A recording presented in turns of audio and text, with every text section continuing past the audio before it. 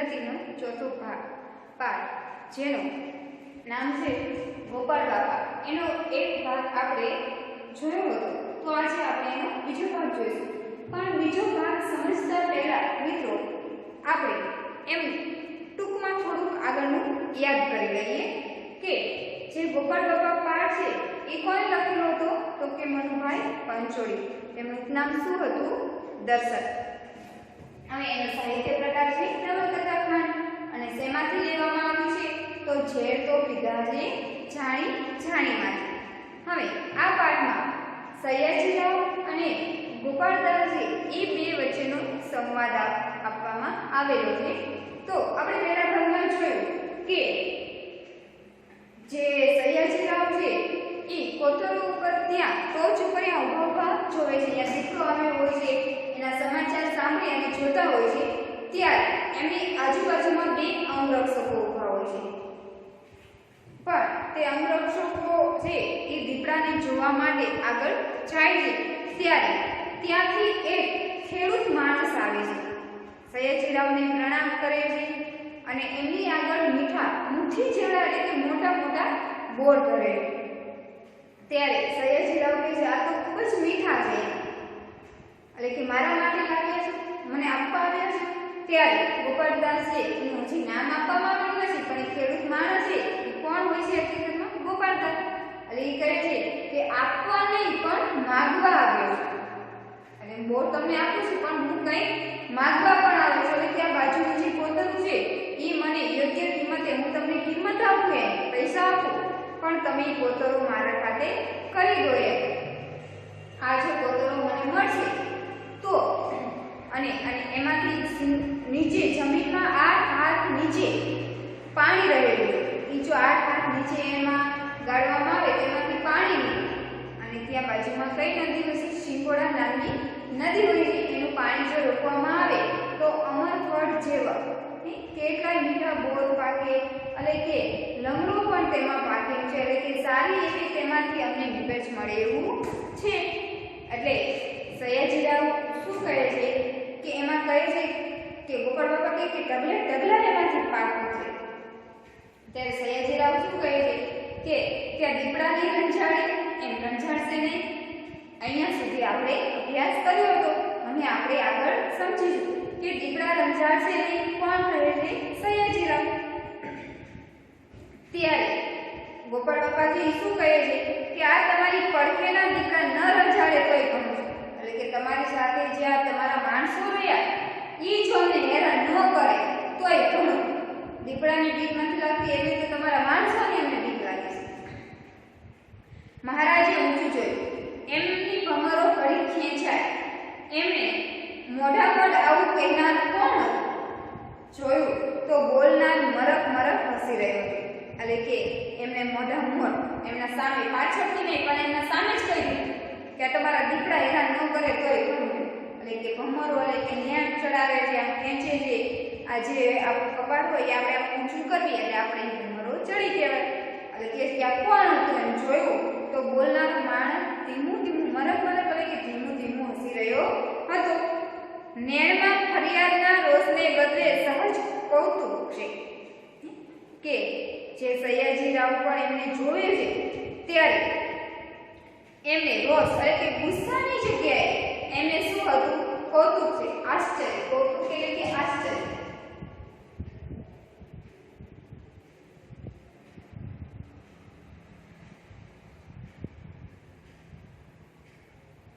એટલે કે તેમને તેમાં આશ્ચર્ય દેખાતું હતું.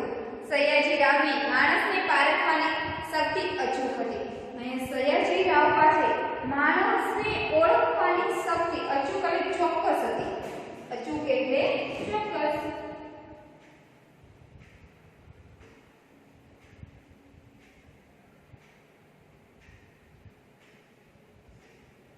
અચૂક એટલે કે ચોક્કસ. એટલે કે સયાજીરાવ પાસે માણસને પારખવાની એટલે કે ઓળખવાની શક્તિ અચૂક હતી, એટલે કે ચોક્કસ હતી. માણસને ઓળખી જતા કે આ માણસના મનમાં શું રહેલું છે.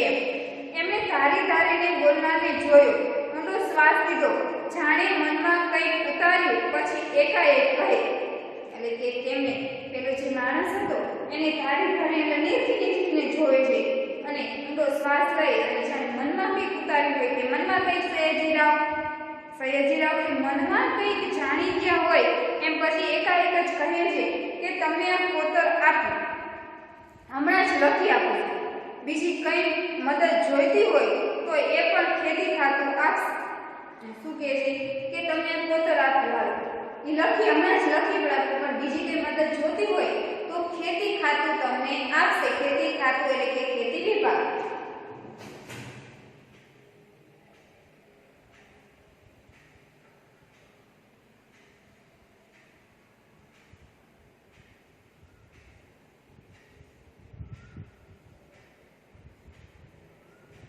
કે તમને ખેતી વિભાગે બીજી જરૂરિયાત હોય તો એ પણ લખી આપશે. એટલે કે કંઈ પણ આપણે જમીન જોતી હોય તો એ માટે આપણે શું કરવું પડે? દસ્તાવેજ કરવો પડે ને. એમ નામ કોઈ એમ કે આ જમીન તારીખ એમ નામ લેવાતી નથી, આપણે એનો આપણા નામે દસ્તાવેજ કરાવવો પડે. એટલે મારા શ્રેષ્ઠ હમણાં જ તમને લખી આપો, તમારા નામે દસ્તાવેજ કરી આપો. અને જો બીજી કંઈ મદદની જરૂર હોય તો એ તમે ખેતી વિભાગ કરી આપશે. પણ એક કામ કરો, પેલું મંદિર જોયું? એમને કોતરને છેડે માથાળા પર ઊભે એક જીર્ણ શિવાલય બતાવ્યું. એટલે કે સયાજીરાવ છે એ કહે છે કે હું જમીન કોતર તમારા નામે કરી આપું, પણ એના માટે તમારે એક કામ કરવું પડે કે જે પેલું મંદિર છે એમને કોતરને છે માથાળા પર ઊભેલા. એટલે કે માથા પર એટલે કે ટોચ,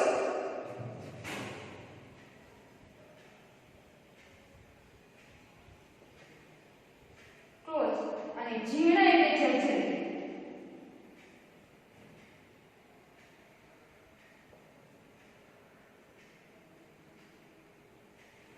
જીર્ણ એટલે કે જર્જરિત.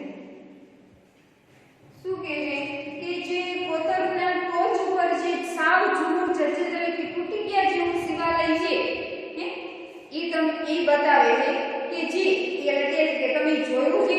એટલે ઉપર બાપા શું કહે છે કે જી એટલે કે હા એ જોયું, એ અપૂજ રહે છે.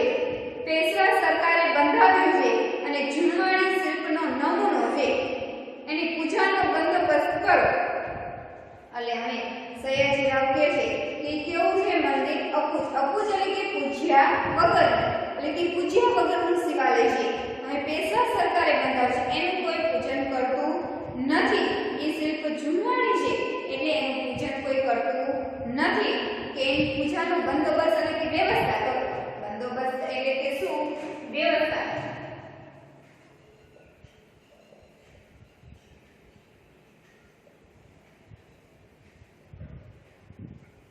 એટલે કે તમે એને પૂજવા માટેની વ્યવસ્થા કરો. કોઈ પૂજારી ગોતો તો એ મંદિર પૂજાય. તમને કોતર આપો, એના સામે તમે એ કાર્ય કરો. દખ લગાડતા ને મહારાજ, એટલે કે ગોપાલ બાપા કહે છે કે દખ એટલે કે દુઃખ લગાડતા ને મહારાજ, મારાથી બને તેવું નથી. મોઢે મોઢ ના પાડી દીધી. ગોપાલ બાપા કેવા હતા? પાછળથી બોલવા વાળા નહોતા. મોઢા મોઢ જે મનમાં છે એ તરત સામેવાળા વ્યક્તિને કહી દેવાનું. એટલે કે તમે દુઃખ ન લગાડતા, પણ મારાથી બનશે નહીં. અમે સહેજ કહે છે કે કેમ મૂર્તિને નથી માનતા? એટલે કહે છે કે શું તમે જે મૂર્તિ છે ભગવાન છે એને તમે નથી માનતા? ના રે બાપુ, એમ તો અમે અને તમે સૌ મૃત્યુ છીએ ને. આ મૃત્યુને રહેવાની જગા નથી મળતી, ત્યાં વળી પાણાની મૃત્યુ કેમ બદલાય? કેવું કહે છે જો કે ના રે બાપુ, એમ તો આ તમે ને હું આપણે મૃત્યુ છીએ ને. આપણે રહેવાની જગ્યા મળતી નથી, ત્યાં ભગવાનની પથ્થરની જે મૂર્તિ છે એને ક્યાં રાખી? એટલે કે એવી સગવડતા સુવિધા નથી કે આપણે પણ ઘર હોય, આપણે પણ બધા ઘરમાં શાંતિથી રહી શકીએ. આપણને ઘરમાં રહેવાની જગ્યા મળતી નથી, ત્યાં પથ્થરની મૂર્તિને ક્યાં રાખવી? એમ મહારાજ ઘડીભર કહેનાર સામે એકી ટસે જોઈ રહ્યા. પછી કહે, વાત તો સાચી છે, પણ ત્યાંય મૂર્તિને નામે આશરો સૌને મળે તેવું કરજો. એટલે કહે છે કે થોડીક વાર એકી ટસે એક ધારું જોઈ રહેશે.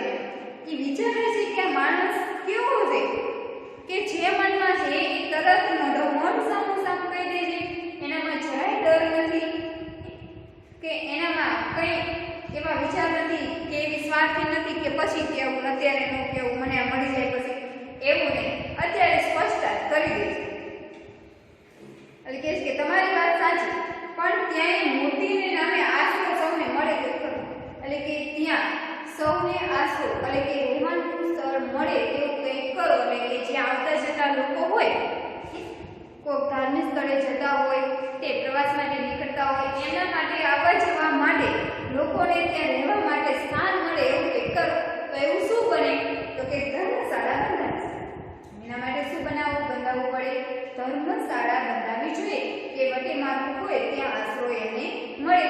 કેટલી ધર્મશાળા હોય આપણે એમ જગ્યાએ જઈએ કેટલી ધર્મશાળા હોય કે આપણે ત્યાં રહેતા હોય ફ્રીમાં રહેતા હોય નો પૈસા ભરવા પડતા હોય એને શું કહેવાય?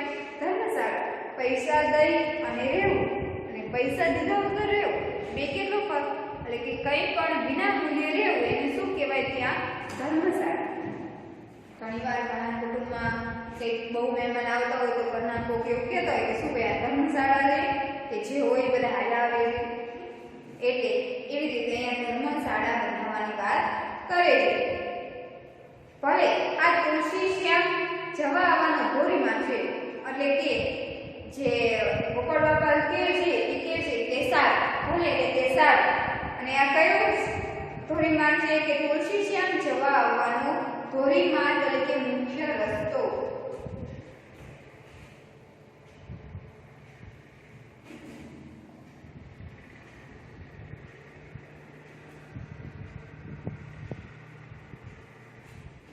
શું છે? તુલસી શ્યામ જવા માટેનો મુખ્ય રસ્તો છે, એટલે કે તુલસી શ્યામ જવું હોય તમારે તો વચ્ચે જંગલ જેવું આવે એમાં જે પેલા કુંડ છે ઠંડા પાણીના અને ગરમ પાણીના કુંડ છે ત્યાં, એટલે ત્યાં જવું હોય તો ત્યાં એક ધર્મશાળા સયાજીરાવ એવું કહે છે કે ત્યાં ધર્મશાળા હોવી જોઈએ કે જ્યાં વટેમાર્ગુ છે એમને રહેવા માટે આશરો મળી જાય.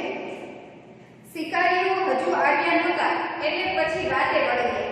મહારાજને આમાં રસ પડ્યો, એટલે કે જે શિકારીઓ હતા મહારાજ સાથે સયાજીરાવ સાથે શિકારીઓ હતા એ જે આવ્યા નહોતા એટલે બંને શું કરે છે? વાતોએ વળે, અને એમાં મહારાજને રસ પડે છે, એમની સાથે વાતો કરે છે એટલે એમને એવું થાય છે કે કેવો સાફ દિલનો વ્યક્તિ છે, અને જેવો વ્યક્તિ હોય એની સાથે વાતો કરવાની મજા આવે.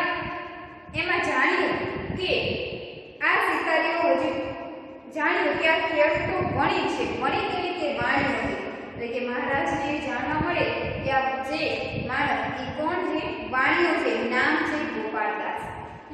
આ વાણિયો છે અને એનું નામ શું છે કે ગોપાળદાસ. બરડાના પેટાળના એક ગામડામાં રહે છે. આ બધી જમીનની ખટપટ કરે છે તે તો ભાઈબંધના દીકરા માટે, એટલે કહે છે કે ગોપાળદાસ એ ક્યાં રહે છે? તો બરડાના પેટાળના એક ગામડામાં રહે છે અને આ બધી જમીન માટે ખટપટ કરે છે, એટલે કે વહીવટ કરવો. ખટપટ એટલે કે વહીવટ કરે છે અને બધી કોની જમીન છે? ભાઈબંધના દીકરા માટે. જરિયાની કોલિયરીનો ભાગીદાર એ ભાઈબંધ 4 મહિના પહેલા જ મરી ગયેલ છે અને જતા દૂરથી એક ચિઠ્ઠીમાં બધી માલ મિલકત અને દીકરાની ફાળવણી કરતા ગયા છે ગોપાળદાસ. હવે જે આપણને ભાઈબંધનો દીકરો છે જરિયાની એટલે કે 4 ખંડમાં આવે શહેર. જરિયાની એટલે શું કે 4 ખંડમાં આવે શહેર, અને કોલિયરી એટલે કે કોલસાની ખાણ.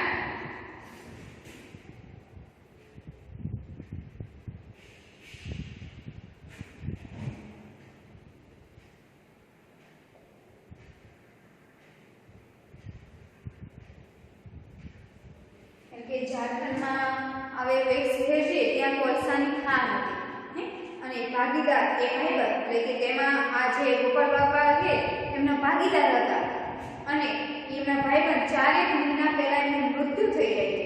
અને મૃત્યુ થાય છે ત્યારે એમની એક ચિઠ્ઠીમાં એમની પાસે એમના ભાઈબંધની જેટલી પણ માલ મિલકત ધન દોલત હતી એ બધી કોના નામે કરે છે? ગોપાળ બાપાના નામે, અને એમના દીકરાની સંભાળ પણ તેમને લેવાનું કહે છે, કારણ કે એમના ભાઈબંધ જાણતા હોય છે કે આ એક ઈમાનદાર વ્યક્તિ છે, ઈમાનદાર માણસ છે, એટલે મારા દીકરાની પણ સંભાળ રાખશે અને આની મારી જે માલ મિલકત છે એની પણ સંભાળ રાખશે. એટલા માટે તે આગ પરાનો છાંયો મૂકીને અહીં ઘરમાં જે બધી મિલકત છે એ બધો એનો છાંયો મૂકી એટલે કે એ બધું મૂકી અને તમે અહીંયા શા માટે કે જમીન માટે જમીનની માંગણી કરો છો? શું એવો અલકા માનો છો જમીનને? આપણી પાસે જાજી મિલકત હોય મિત્રો તો એ મિલકત હોય તો આપણે બીજી કઈ મિલકતની ખરીદવાની શું જરૂર છે?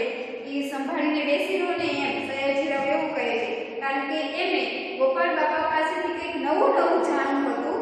એટલે બાપુ અમે રહ્યા પાણી મૂડી નાખતા પહેલા 100 ગણને કરી ને એમાં આ તો પારકું જતે દહાડે જડ પડ મોકારો દે ત્યાં જ નાખ્યું કામ કરે. વળી મારા ભાઈબંધના વડવાઓ અસલ ગાયકવાડીના પત્ની હતા. હવે પડ એટલે કે જમીન.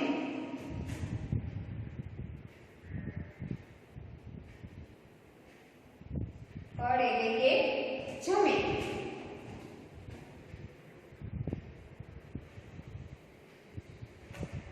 અમે શું કહે છે કે બાપુ અમે તો વાણિયા કેવા હોય સચત એમને લાભ થાય ત્યાં જ પોતાનું કાર્ય કરે.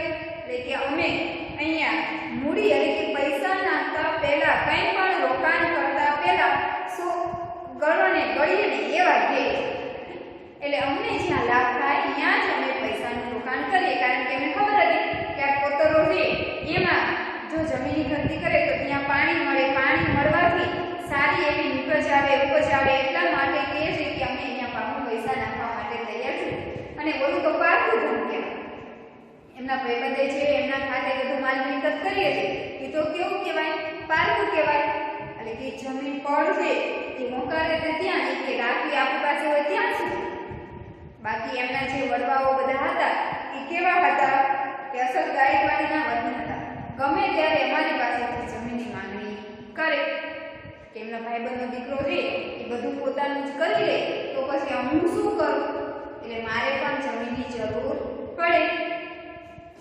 તમે અહીં આવશો તો તમારા વેપારનું શું થશે? એટલે મહારાજ પૂછે છે કે તમે અહીંયા આવતા રહેશો તો ત્યાં તમારો મોટો વેપાર છે, તમે એમાં ભાગીદાર તો છો ને, એનું શું થશે?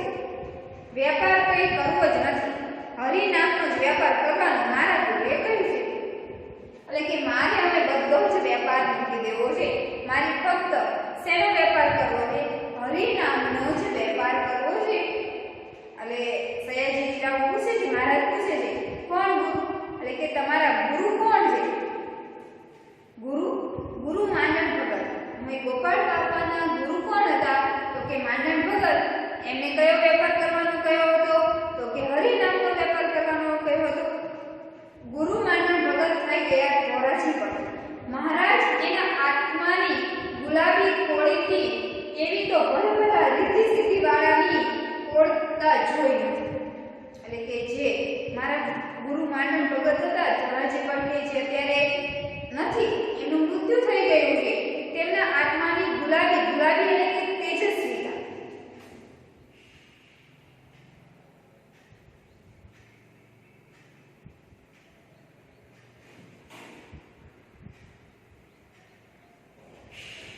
અને કોળી એટલે કે ખીલી.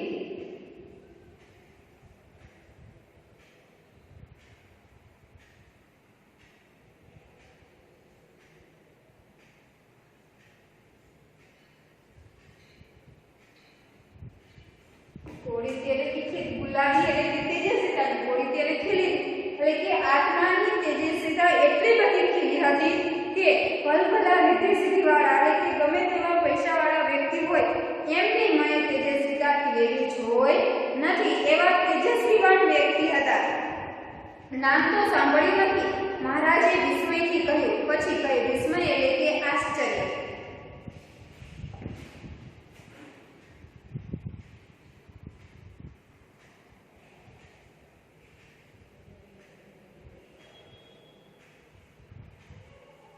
વિસ્મય એટલે કે આશ્ચર્ય. એટલે કહે છે કે નામ તો સાંભળ્યું નથી. મહારાજ આશ્ચર્યથી બોલ્યા કે આવું નામ તો સાંભળ્યું નથી, પણ તમે કંઈક ચમત્કાર જોયો છે. એટલે કે તમે ગુરુનો માંડણ ગુરુ છે એમનો તમે કંઈક ચમત્કાર તો જોયો છે ને.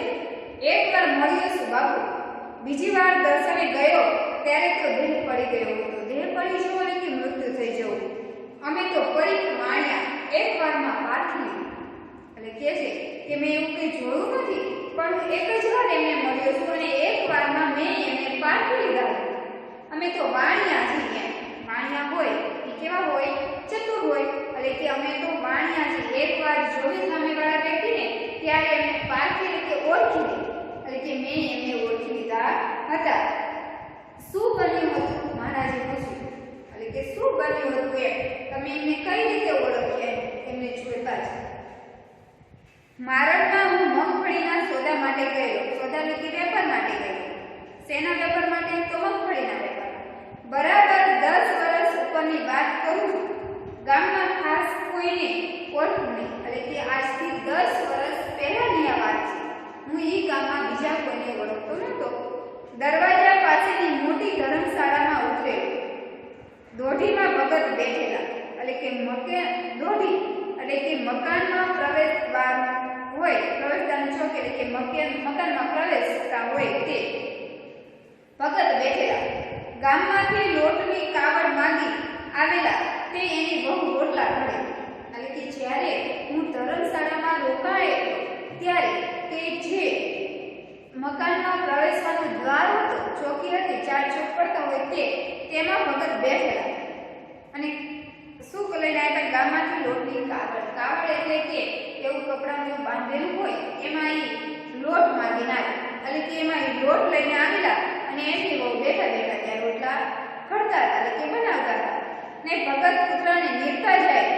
કાળો વાળ, આંખો નીચી રાખવાની ટેવ. હવે માનવ ભગતનું વર્ણન કરે છે કે કૂતરાને નીરતા જાય એટલે કૂતરાને ખાવાનું આપતા જાય છે અને તેમનો વાન કેવો હતો? કાળો વાન. એટલે કે કાળો એમનો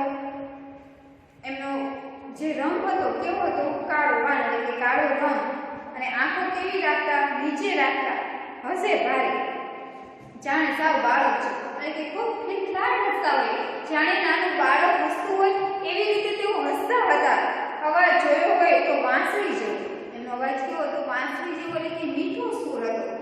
ગલુડિયા હારે કંઈક ગડબડ વાતો કરતા જાય અને મરક હસીએ જાય. ત્યાં મારી સામે જોઈને ભગત કહે, શેઠ શેનો વેપાર કરો છો? અમે કહે છે કે એમનું વર્ણન કર્યું. કેવો વાન રંગ હતો એનો? કાળો રંગ, નીચે આંખું રાખ્યું હોય, ગલુડિયાને કંઈક ખાવાનું આપતા હોય અને નાનું બાળક હસતું હોય એવું હાસ્ય હસતા, મરક હસતા હોય. અને એમનો અવાજ કેવો હતો?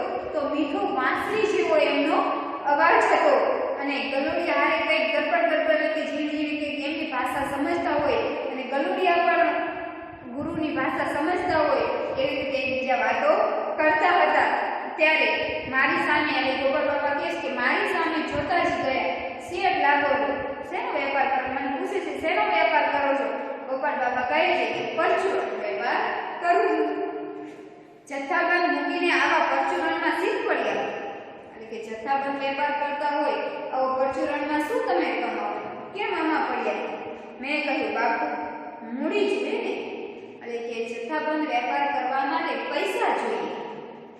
મૂડી તો મારી પડી જ છે. કહી મારી સામે એકટસે જોઈ રહ્યા. એની આંખોમાં તેજે મનમાં મારક કરી દીધો. શીલા જાણે હસવા માંડી. મારાથી આંખ સામે આંખ મંડાણી નહીં, નીચે જોઈ ગયો. જોવું તો ભગતના પડખામાં કાળો ગીંડોળો ચડી ગયો. એટલે કહે છે કે મારી પાસે મૂડી પડી છે. હવે જ્યારે ગોપાળ બાપાજી ભગત સામું જોવે છે ત્યારે એમની આંખોમાં આંખો ખોલવીને જોઈ શકતા નથી, કારણ કે એમની આંખોમાં તેજસ્વીતા જેવી હતી. એમને જોતા જ મંત્રમુગ્ધ થઈ જાય છે ગોપાળ બાપા. અને જ્યારે નીચે જોવે છે ત્યારે એમના પડખામાં ગીંગોળો ચડ્યો છે. મિત્રો તમે જાણતા છો કે ગાયો કે કૂતરા કે હોય એમને એ ગીંગોળો ચોટેલો હોય છે, લોહી ચૂસતું હોય. એટલે ગોપાળ બાપા છે એ ભગતના પડખામાં ગીંગોળો જોઈ છે. મહારાજ આ ગીંગોળો ચડી ગયો છે કહી હું ઉખેડવા ગયો ત્યાં કહે રેવા દો એને વળી બીજે ખાજ લેવા જવું પડશે ને, બહુ દી થઈ ગયા છે એને.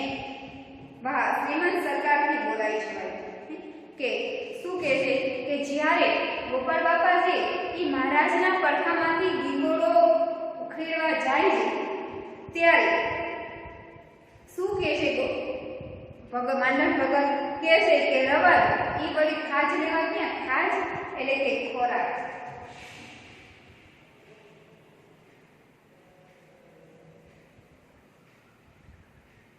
એટલે કે છે કે ઈ વળી પાછો ખોરાક લેવા ક્યાં જાય છે?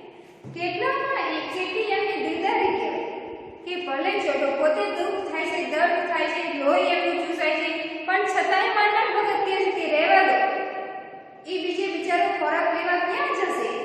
એટલા માટે એને ઉખાડશો નહીં અને વાહ શ્રીમંત સરકારથી બોલી જવાય. એટલે શ્રીમંત સરકાર મહારાજે આ સાંભળતા જ બોલે કે વાહ કેવી એમની ખુદદારી, કે આ ચમત્કાર કહેવાય. કારણ કે મહારાજ ગોપાળ બાપાને પૂછતા હતા કે તમે કંઈક ચમત્કાર જોયો છે? ત્યારે ગોપાળ બાપા કહે છે કે એમના પડખામાં ચોટેલો જે આ ગીંગોળો હતો એ ઉખેડવા ગયો અને એમને જે ના પાડી કે રવા દો, એ ભલે જોઈતો એ ખોરાક ક્યાં ગોતે. આ જ એમનો ચમત્કાર કે જીવજંતુ પોતાના ઉપર ચોટેલું છે છતાંય એને ઉકેલવા દેતા નથી. તો આથી મોટો ચમત્કાર બીજો કયો હોય? તો મિત્રો આ સાંભળતા શ્રીમંત સરકારથી વાહ બોલાઈ જાય, એટલે કે બોલાઈ જાય કે વાહ શ્રીમંત સરકારથી બોલાઈ જવાય, એટલે કે આને ધન્ય છે. ગોપાલ બાપાને કહે છે કે આ માંડણ ભગતને ધન્ય છે, કારણ કે વાણિયા છે. વાણિયા હોય એ એક વારમાં પાકી જાય, છેતરાય ઓછા, એમનામાં પારખવાની ઓળખવાની શક્તિ વધારે હોય છે, ઓછા છેતરાય અને પોતાને ત્યાં ફાયદો થતો હોય ત્યાં જે રોકાણ કરે, બીજે રોકાણ કરે નહીં. એટલે કે ગુરુએ કેવા બનાવે છે કે ઈમાનદાર ગુરુ બનાવે, સારા ગુરુ બનાવે.